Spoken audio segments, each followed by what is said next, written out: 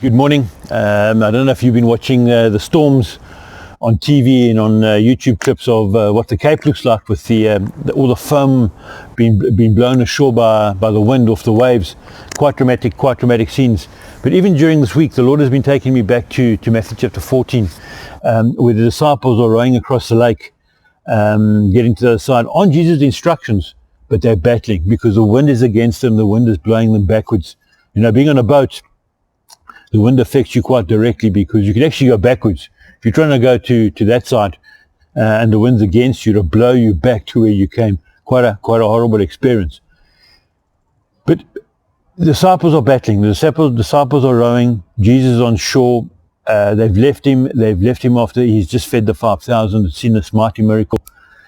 And I kind of think that they were missing him to a degree. Now they're battling and he's not there to encourage them. He's not there to help them. The previous storm they were in early on in Matthew, Jesus was in the boat with them. When they go to him and say to him, Jesus, we're in the storm, we're going to drown. Don't you care that we're going to drown? You see, in the storm, when things are difficult in our lives, we automatically assume that God doesn't care. God cares. In the storm, God cares. The second thing I want to say, and the Lord's just been showing me, is even when the winds are against us, we're in his will. You know, when the winds are against us and we're rowing, what it does is it teaches us to be strong. It teaches us to rely on him. It teaches us not to rely on our human nature, on our human strength.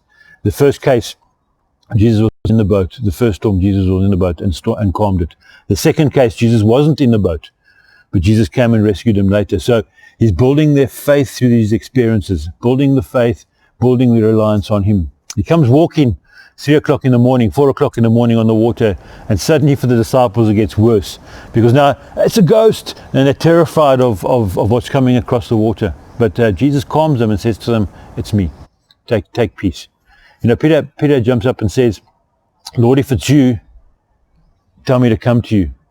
I always thought that Peter was saying to Jesus, I also want to walk on water. But having read it now of late, I kind of think that Peter's saying, Lord, I want to be where you are. I want to be with you. Through the storms, can we be close to Jesus? Can our heart's desire is to be with Jesus? Lord, we want to be with you. We want to serve you. You are comfort in the time of storms. You are friend and you are hope.